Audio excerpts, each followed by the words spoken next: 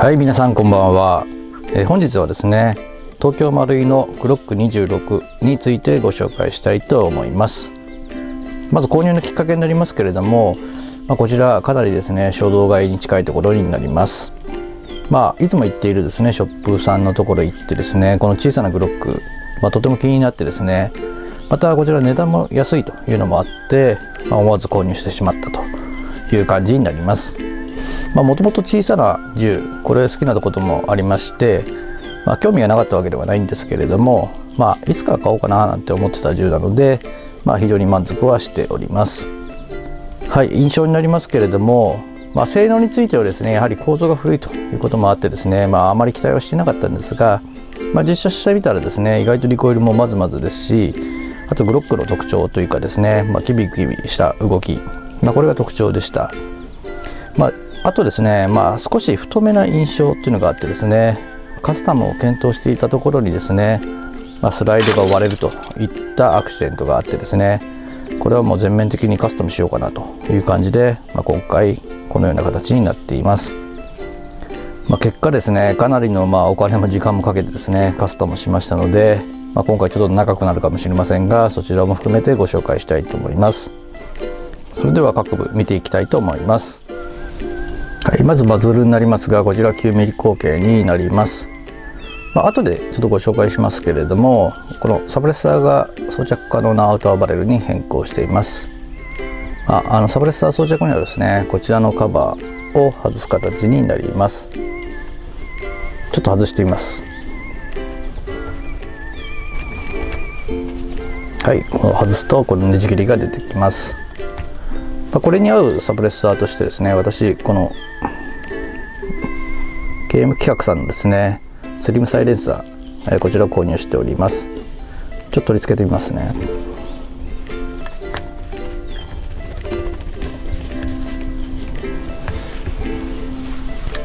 はい、こんな感じになります。はい、あとですね、こちらバレルとサプレッサーの間にですね、私こちらでですね、ゴムリングを装着しています。ちょっと太めのゴムリングになりますが、これはですね、この根元までですね、サプレッサーをつけてしまいますと、ブローバックするときにですね、この下にあるリコイルスプリングに干渉してですね、スライドがうまく交代しないといったことがあったので、それを防止する意味で取り付けています。はい、スライドの左側の刻印はこの通りになっております。グロック26オーストリアという刻印が入っております。はい、フレームはですね、こちらガーダーのですね、タンカラーに変更しました。グロックにはですね、この黒とタンの組み合わせ、私は非常にかっこいいなと思っています。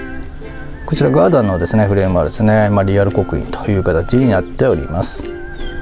はい、あとこちらトリガーにはですね、グロック独特のですね、セーフティーがあります。はい、あとグリップになりますが、この前後にですね、チェッカリングがあるような形になります。ただですね、この少し前後にですね、幅が長い感じがします。あとこちらにもグロックの刻印が入っている形になります。はい、スライドストップはこちらになります。かなり小さめのスライドストップが左側のみにある形になります。はい、右側の刻印はこの通りになります。こちらですね、はい、メイドインオーストリアという刻印も入っている形になります。はい、トップレールにですね、私はですね、ライラックスのですね、ダイレクトマウントベース、こちらを取り付けています。その上にですね、これはトリジコンタイプのですね、コンパクトドットサイト、こちらを載せています。このドットサイトはですね、この左側、右側にこのボタンがありまして、左側を押すとドットの光量が増えて、右側で減って最終的には消すという形になります。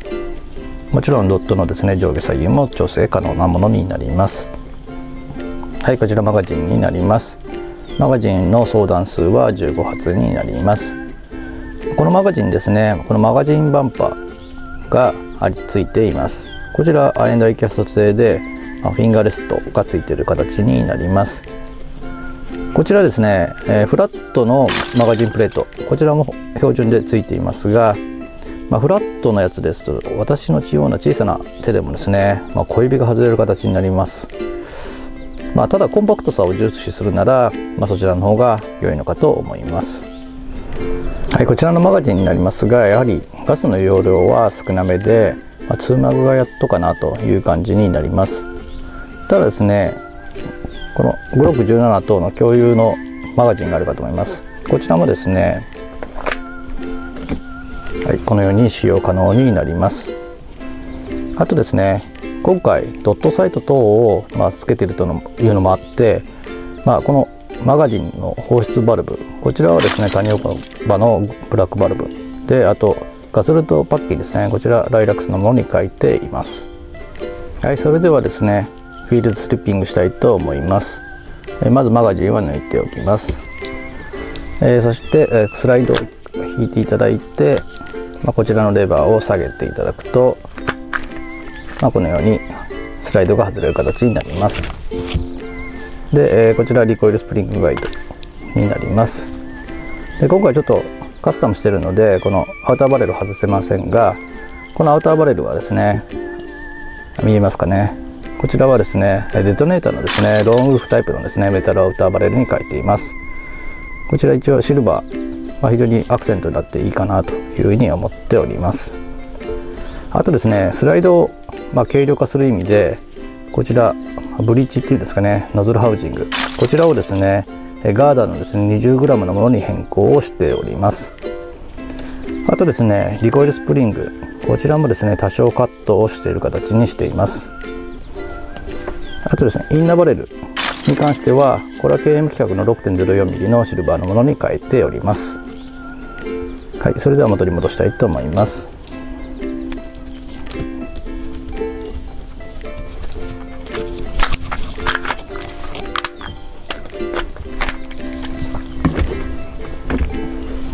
はい、元に戻りました。はい、今までの故障になりますが、この、先ほどご紹介した通りカスタムの前にスライドを割れましたが、このカスタムした後には故障はないです。はい、あと全体の感想になりますけれども、このカスタムによってですね見た目はとても満足いくものになったかなと私は思っています。ドットサイトをつけたのと、あとフィンガーレスのマガジンバンパー、これにしたことによって、少し高さを出してですね、縦に縮んだ印象がなくなったかなという感じはしております。あと色合いもですねタンも合っていて、またアウターバレルとチャンバーのこちらシルバー、これもアクセントになっているかなと思っております。お好みはいろいろあるかと思いますが、自己満足としてご了承いただければと思います。ただ動作についてはですね、やはり純正のものにはかなわないかなと思っています。ドットサイトを載せた分ですね、やはりブローバックもですね遅くなって、スライドストップはですねマガジンを相当温めないと、やはりかかりづらいといったことがあります。リコイルスプリングのですねカットですとか、ブリーチの軽量化、あとバルブの交換などいろいろやったんですけれども、その結果が現在になっていて、私の腕ではですねこれ以上のカスタムは難しいかなというふうに思っております。命中精度についてはですねドットサイトつけたの分、この分は良い方向になったのかなと思っています。最近丸井さんからですねマイクロプロサイト、こちらが発売されてですね、それが確か 16g という相当軽量なドットサイトになっているのがあると思います。それもしかしたらですねこちらに変えればですね、打ち味も変わるかもしれませんが、このマイクロプロサイトはですね他の銃でちょっと試してみたいなというふうに思います。今回いろんなカスタムご紹介しましたが、少しでもですね気に入ったものがあれば幸いだと思っております。グロックについてはですねカスタムパーツ非常に多いので、カスタムをしたい方についてはですねこのグロック26含め、グロックはおすすめだと思います。はい、あとコンパクトなグロックとしてですね、最近ホグワーズからですねグロック42っていうのが出てると思います。こちらはですね、スライドも細くてですね非常に私好みなんですが、国内メーカーでですね樹脂スライドのものを出してくれればななんていう期待をしております。はい、それではですねこの後実写シーンもございますので、よろしければそちらもご覧ください。